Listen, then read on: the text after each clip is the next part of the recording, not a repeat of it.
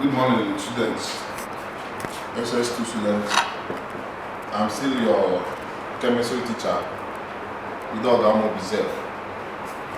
The other time we started with the introduction of electrolysis. Today we're going to go into ionic theory and electrolysis proper. But before we go into ionic theory, I want to remind us what we said about the electrodes and the electrolytes, because these are the two basic things that constitute the electrolysis in question. So the process of electrolysis can be seen in a diagram like this, in order to explain what electrodes and electrolytes are all about. Assuming we have a beaker, then inside the beaker contains what we call the electrolytes.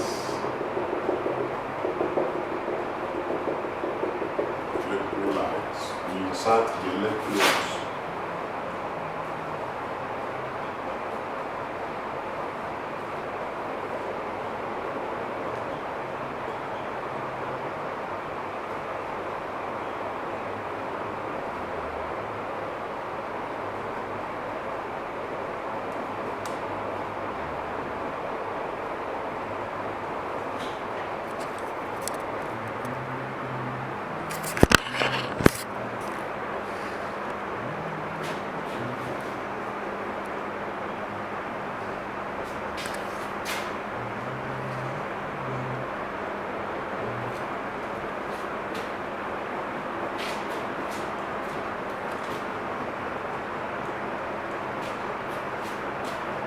Okay, looking at the diagram, this is how the setup. Look at the setup. This is the positively charged electrode called the anode, the metal, and this is the negatively charged electrode called the cathode. Negative and positive. If we connect this setup like this, and inside it is an electrolyte. A salt solution. It can be any salt solution. That is a solution. Salt in molten form.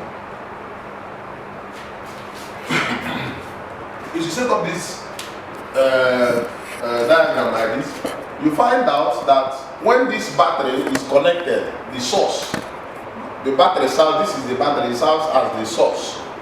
So when this battery is connected, you find out there will be flow of electrons or flow of current. So, and when this current flows and enters inside here, this electrolyte will dissociate. There will be dissociation. The ions contained inside the electrolyte will dissociate. And one thing that happens is that the negatively charged ions will migrate to the anode. The negatively charged ions all of them will migrate to the anode. There will be migration, while the positively charged ions will migrate to the cathode. There will be migration after the dissociation. They will migrate like this, all of them will go there. They will go migration. So when this dissociates, the negatively charged ions will go to the anode, while the positively charged ions will go to the cathode.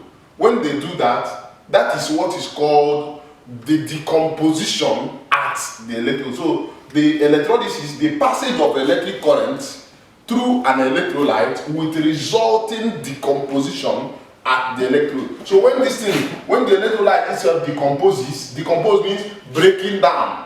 When they decompose, then there will be migration. Then, having known this will now lead us to what is called the ionic theory of migration. But then, before we forget, I have to remind you that current flows from the cathode to the anode. This is the direction of current. This is current. While electrons flow from anode to the cathode. This is electron. So electron and current, they flow in opposite direction. So this one is flowing from here to there. This one is flowing from here to here. They flow in opposite direction. Now, what does ionic theory, what does it tell us, or what is it telling us? Ionic theory, just like I mentioned before in our last class, ionic theory says, this theory was propounded by a scientist we call Arrhenius in 1887. Arrhenius theory in 1887. So going straight to the point, ionic theory was trying to tell us that any salt in solution or in molten form contains ions, dissociable ions. For instance, we use example like sodium chloride before. It's telling us that this sodium chloride contains the ions, that this one, Na plus, chlorine minus. Then when it dissociates, when it goes into solution, it also dissociates and still carry its ion, sodium plus chlorine ion. So this is aqueous form, this one is aqueous form, while this one is in solid form. So this is what it's telling us. Then the water in which the thing is dissolved inside also contains, dissociates into its ion. This water now will dissociate into He plus OH minus.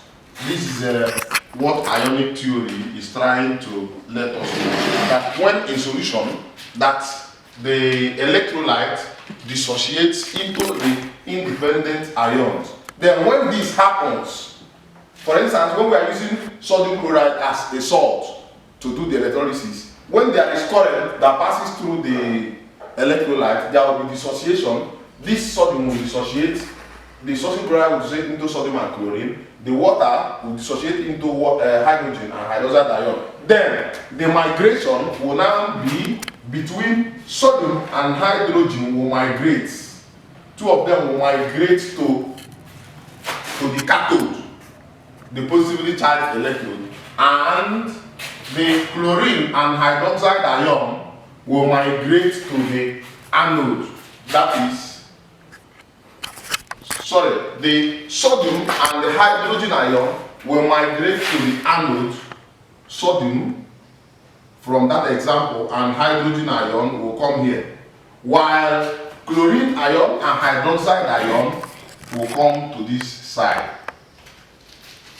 So, from what ionic theory have told us, that there is dissociation and migration of these ions. And when they come to this place, there are some factors that will determine who will be taken and who will be given out.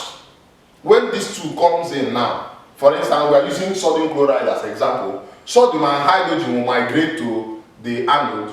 When they go to that place, then there are other factors to consider, whether we take sodium or we take hydrogen. Again, when chlorine and hydroxide ion migrate, we decide whether to take chlorine or hydroxide ion. And that will lead us to preferential discharge. The topic called preferential discharge of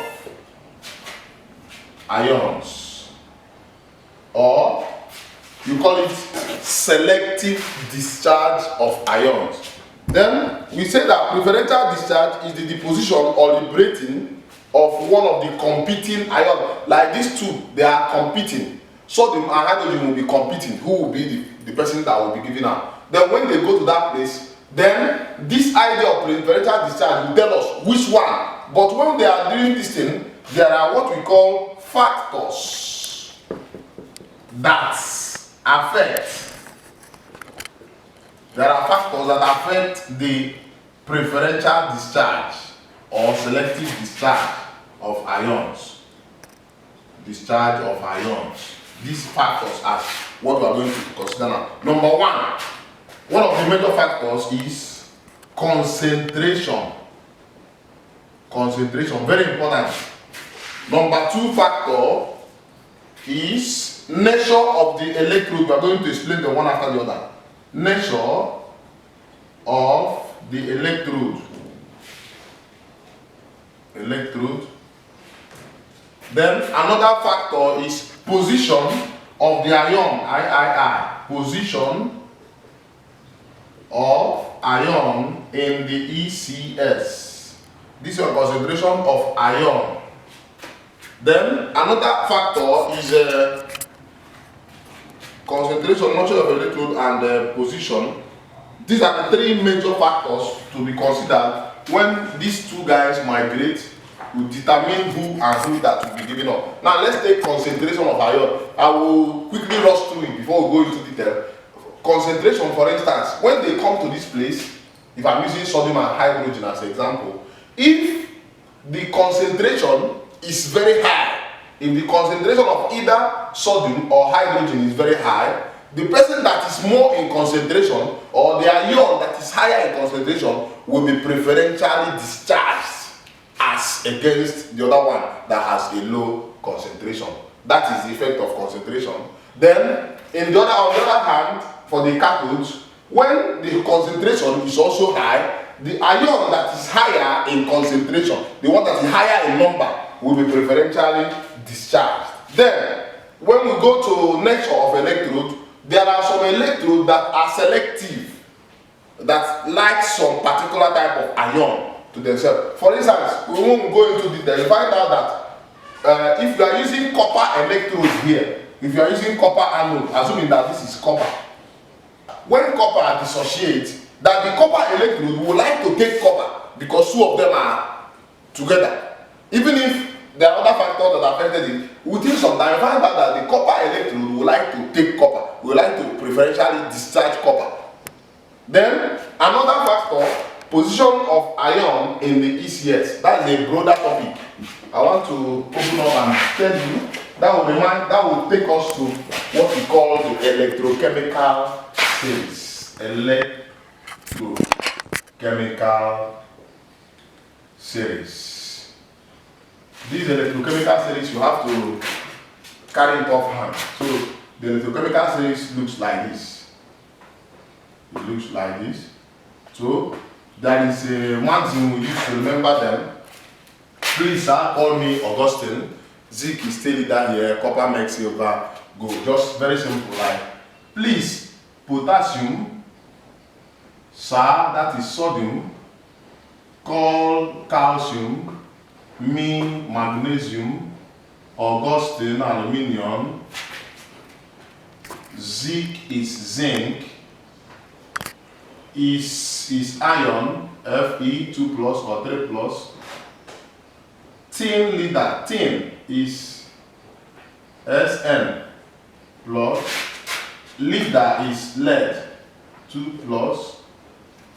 Here is hydrogen, S plus. Copper is copper. Merc is mercury, Hg plus 2 plus. Then silver is silver, Ag plus. Gold is gold, Au plus. So this is the arrangement of the metals in the electrochemical series.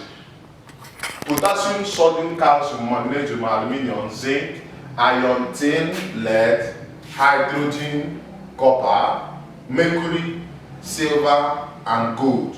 So we say that please are called Augustine, zinc is still that here, copper makes silver, gold. Now I want you to understand that metals that are above hydrogen in the ECS always are preferentially discharged against hydrogen. Look at the position, just like we mentioned the position of iron. Assuming that sodium, which is on the higher, and somebody like hydrogen migrates for preferential discharge, the person that we consider is the person on top. the person at the top, because he's a higher class. It's just like when a junior student and the senior student went to see the principal. The principal would like to listen to the senior student first.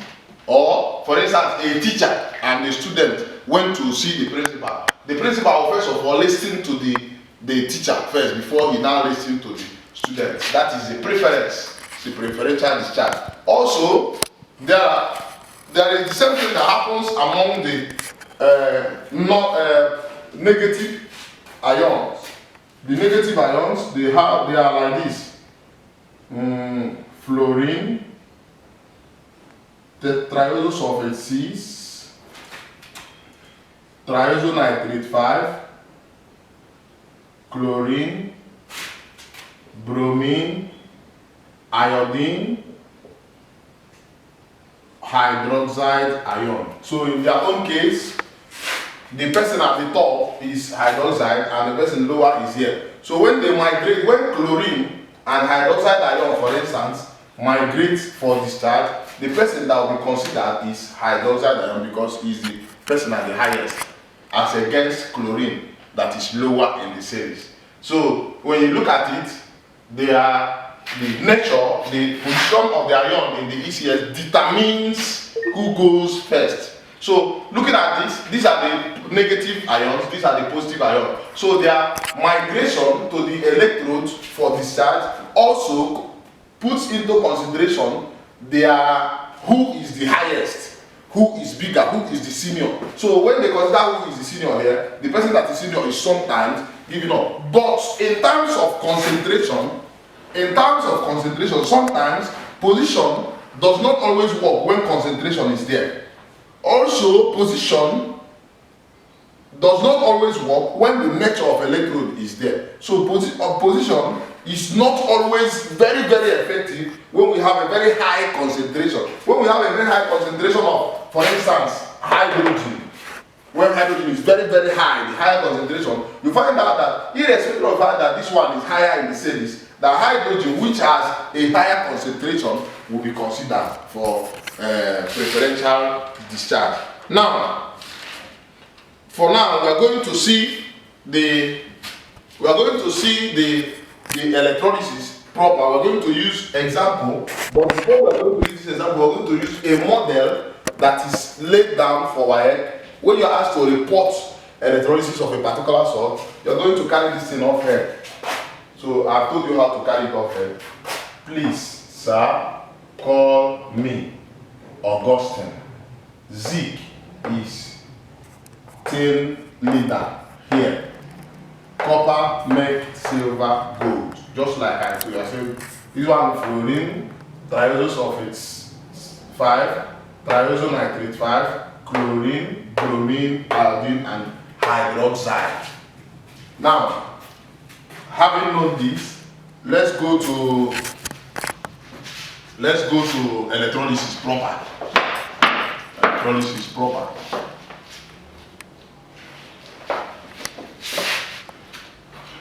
Electrolysis of salts. Model. There is a model for discussing it. Model for discussing electrolysis.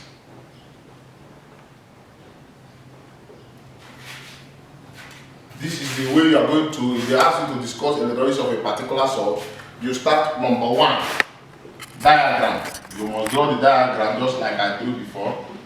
Diagram. You draw the diagram as usual. The anode and the cathode must be present. These are the electrodes intact. Depending on the salt you are asked to draw, this is the electrode. Depending on the electrolysis as well. So this is the electrolyte inside. This is electrolyte. You name the salt you are asked to do. Then this one is negative, this one is positive, this one is a cathode, while this one is anode, this one is battery, etc. Then the second one, name the electrode. Second step, name the electrodes. What are their names? If they are using copper electrode, if they are using nickel electrode, if they are using platinum electrode, etc. Just name them. You name the electrode. That platinum electrode, copper electrode is used for anode and cathode, or aluminum electrode is used for, you must mention the electrode that is used. Then another one is name the electrolytes. Number 3, name the electrolyte. The electrolyte, you can be able to name the electrolyte based on the salt you are asked to do electrolysis on. For instance, if you are asked to perform discuss the electrolysis of magnesium bromide, MgBr2, magnesium bromide, that means the electrolyte will be magnesium bromide solution. Or if you are asked to perform electrolysis of brine, that is concentrated sodium chloride, you mention electrolyte as concentrated sodium chloride. Then after that, you write the dissociation equation, number 4. Write the dissociation equation. That's the 4th step you are going to take. When you come to dissociation equation, you write at anode, what happens at anode. For instance, you are going to report ionically what happens at the anode. You say that assuming X minus and OH minus migrate to the cathode migrate to the anode where OH minus is preferentially discharged as hydrogen gas. Example, you now say as hydrogen gas, you now write 2x minus plus, that will give us x2 plus 2 electrons. For instance, something like this. But it depends on the metal you are asked to. Then at cathode, what happens? You also say that the MO plus, for example, MO plus and He plus migrate to the cathode where MO plus is preferentially discharged or deposited. Then you write MO plus plus 1 electron, that will give you MO solid, depending on what you are asked to write. Then you write the general equation. And how do you get this general equation? For instance, you use MOX that will dissociate into MO plus plus X minus plus, you must always include water, He plus plus OH minus. Now look at it.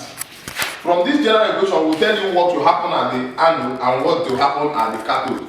For instance, when this thing dissociates, the people that will migrate to the anode is the cathode is M plus and the He plus, just like we said here, the cathode, M plus and He plus, they will dissociate. Then the people that will migrate to the anode is X minus and the OH minus, just like that. So this is their general equation. After this one, you now write the product of electrolysis. The product of electrolysis. Looking at this general equation now, you find out that if in an equation, if an electrolysis, this one is given out, and also this one is given out, you find out that the product, number 5, product of electrolysis, assuming that MO is deposited at the cathode as hydrogen gas, and the OH minus is deposited at the anode as oxygen gas. The product of the electrolysis is that hydrogen is produced at the anode, while hydrogen is produced at the cathode, while hydroxide ion, oxygen, is produced at the anode. That's the product. Then effect, the 6th one, effect on electrolyte. Effect on electrolyte. This, when you talk about the effect, you talk about if M plus assuming that this is a metal is removed, hydroxide ion is removed. You know that hydroxide ion is a basic radical. You find out that if hydrogen ion is remaining in solution with X, you find out that the product of the effect on the electrolyte, that the electrolyte will become more acidic. So this is the model you are going to use to report. Then we are going to discuss the electrolysis of magnesium, dilute magnesium bromide. That will be in our next class. But after discussing it, we are going to be answering questions, past questions of why. So go home now, read up discussion electrolysis of magnesium bromide and dilute magnesium bromide and electrolysis of conc NaCl. Also read electrolysis of copper 2 tetraosulfates CuSO4 using copper electrodes. Using other electrodes to do it. So these are two. When you go to this one, you're going to see two things where we have effect of the nature of the electrode working. When you use copper electrode, you are going also to see the nature of the electrode working when you are not using copper electrode, especially in copper 2 tetraosulfate 6. So by this, I believe when you read further in your textbook, go to your any chemistry textbook and read about electrolysis of salt. You are going to see the same thing, the same way we will see it. And also refer to your past questions and see questions on electrolysis. When I'm coming next time, I will bring more questions, especially on electrolysis, the introductory part of it. Thank you very much as you continue to stay safe.